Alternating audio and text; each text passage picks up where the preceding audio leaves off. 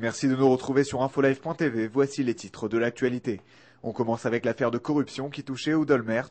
Après avoir consulté jeudi magistrats et policiers chargés de l'enquête, le procureur général Meni Mazouz a annoncé que cette dernière serait accélérée afin d'être bouclée le plus rapidement possible. Il n'a toutefois donné aucun calendrier précis quant à une décision d'inculper ou non le Premier ministre. Une information du Washington Post, le quotidien révèle que plusieurs experts militaires et politiques américains auraient exigé de l'AIEA, l'Agence internationale de l'énergie atomique, une surveillance accrue de certains sites sensibles syriens. Il semblerait ainsi qu'au moins 3 d'entre eux qui ont été clairement localisés abriteraient des installations nucléaires secrètes. Israël, qui avait bombardé en septembre dernier une centrale nucléaire syrienne, n'a pas encore réagi à cette information. Au lendemain de l'appel à la démission d'Ehud Olmert qu'il a lancé, le ministre de la Défense Ehud Barak a reçu le soutien total de son parti lors du forum des ministres travaillistes qui s'est tenu jeudi matin.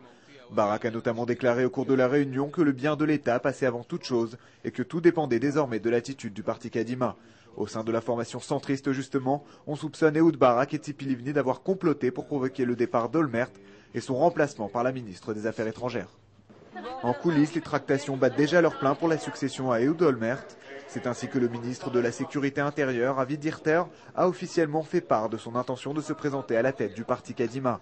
S'exprimant au cours d'une conférence de presse à Jérusalem, il a affirmé qu'il n'avait aucun doute sur le fait que la formation centriste, dont il est l'une des figures, dirigera le prochain gouvernement, en dépit de la crise qui la secoue.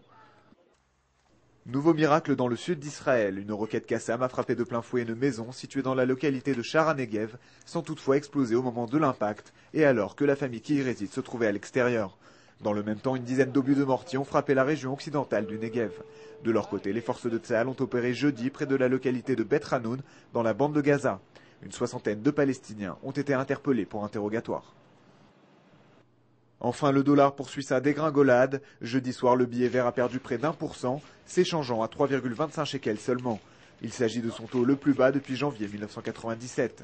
Pour sa part, l'euro ne se porte guère mieux puisqu'elle subit elle aussi une forte chute, s'échangeant à seulement 5 shekels.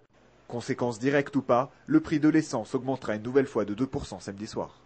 C'est la fin de ce flash. Merci de nous avoir suivis sur infolive.tv.